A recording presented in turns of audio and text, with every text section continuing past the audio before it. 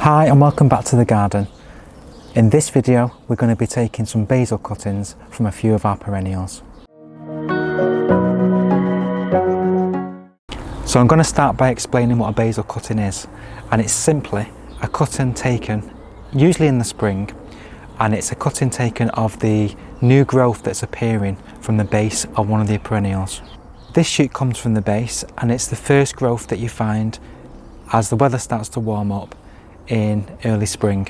A basil cutting is a type of vegetative cutting, which simply means it's going to be a clone of the parent plant. So unlike seed, which sometimes does not come true, a basil cutting, like other cuttings that you might take, is a clone of the parent. So you're going to get the identical characteristics of the plant you're taking the cutting from. So this type of cutting can be used for delphiniums, for dahlias, for salvias, phlox, anthemis and lupins.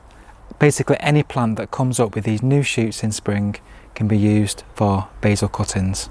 So for the first set of basil cuttings I'm going to take is going to be from this salvia. So this is Salvia caradonna, pink inspiration, and this perennial could be split by division, but I don't really want to disturb it. So I'm going to take the cuttings from around the outside of the plant. It's already thrown up all this lovely growth already. So what we need is a nice clean knife, and make sure your knife is clean. What we tend to use is Jay's fluid, and that's like an antiseptic kind of wash, and you can dilute it with water and it just cleans it of bacteria and viruses. Because we are cutting into these plants, we are throwing up the potential of introducing lots of viruses and bacteria into the cutting. We want to give it the best possible start we can. So I'm going to start. So this is the clump, and you want to start firstly by just removing some of the soil just from around the actual plant itself, just so you can see whereabouts those shoots are emerging from the crown. So I'm looking for a shoot.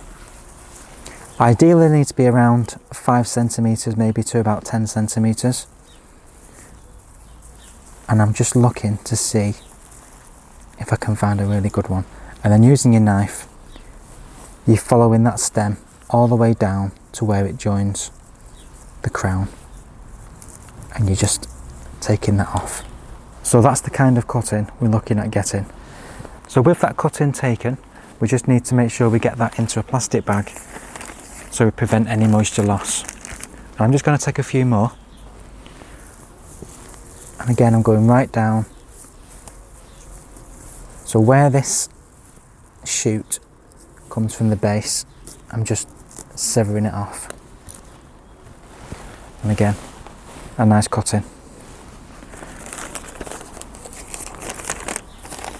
Straight in the bag. And this is a really good way of increasing stock, particularly if you don't want to disturb the plant, because this is not going to do any harm to it whatsoever. So I'm just going to seal that to keep the moisture in. And on to the next one. So now we're going to do the same thing with this phlox. This is Phlox spatsoma, and this is growing some lovely shoots now. So these are perfect for basil cuttings. So I've sterilised my knife, and I'm just going to again just remove some of this soil around where I'm going to be taking the cuttings from. And I'm just going to get the knife and literally follow it right down to where it meets the crown. So we're cutting that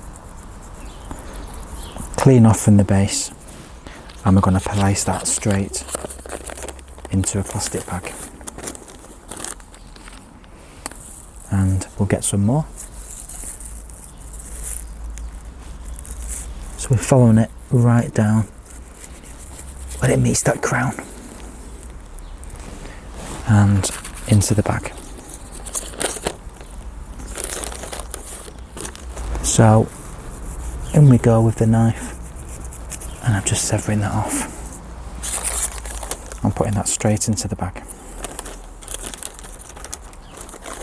So we're going to take these now to the potting tray and get these prepared and potted up. I'm back at the potting tray now with these cuttings. I'm going to be using these terracotta pots. Now terracotta are porous, which means they do allow the moisture to go through the walls of the pot. If you use plastic, they could have a tendency of holding too much moisture, and the problem with that is it may cause the cutting to rot. So this will be a better environment for them to start to take roots. I'm using quite a gritty compost, so I've added just some grit to some multi-purpose compost, and I'm just going to fill these 2 pots right to the top. So the first cutting, the salvia, I'm just going to take each piece out and just get this prepared. So firstly, like with most cuttings that you take, you want to nip out that growing tip, because that is going to encourage roots to form. Remove some of these lower leaves. So that's the cutting now. I'm going to leave this piece of crown in. That could be possibly a piece of root as well. So I'm going to leave that on it. I'm just going to dip that into the hormone rooting powder to give it every chance of success. And then just using my finger, I'm just going to place that down and just firm that around the edge of the pot. So removing these lower leaves.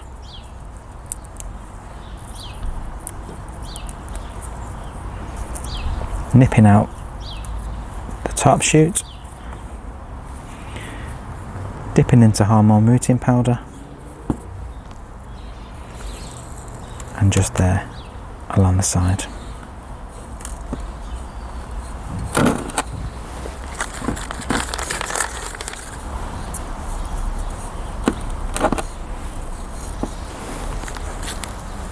And the last one.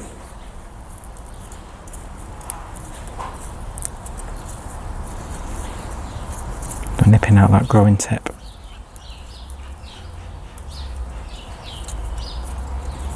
Taking off some of these leaves.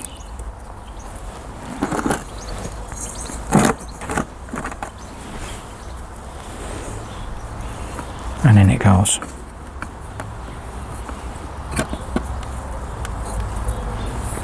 So that's the cuttings now placed in the pot. I'm just going to give that a water.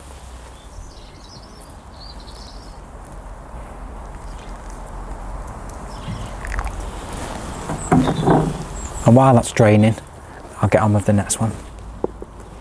So now we're up to the phlox. We're going to be nipping out that growing tip. Removing some of these bottom leaves.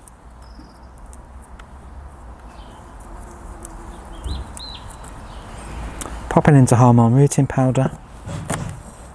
And popping that in the side of the pot.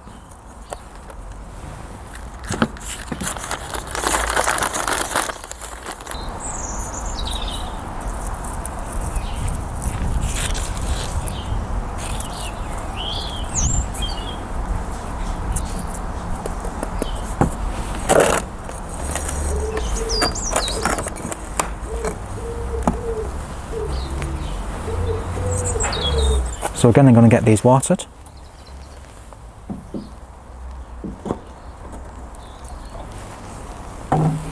And just put them aside to drain. And then back to the salvia. I'm going to pop a label in the centre. And then using the original bag, I'm going to pop this over the whole container.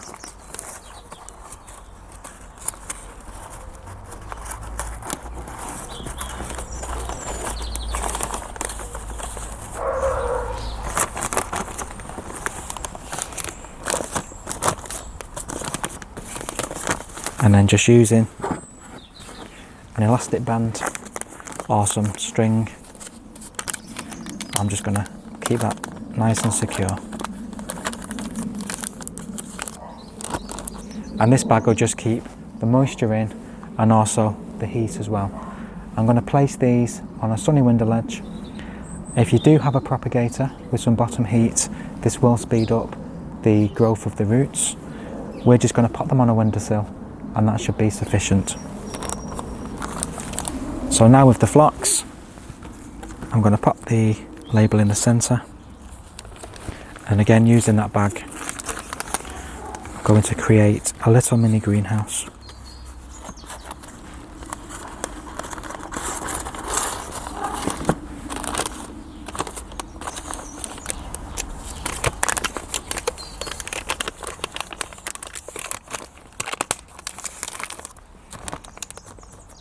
So again, these are going to go on a sunny window ledge where they can start to grow and produce some beautiful roots. Once we start to see the roots coming out the bottom of the pot, we'll then transplant them into their own individual containers.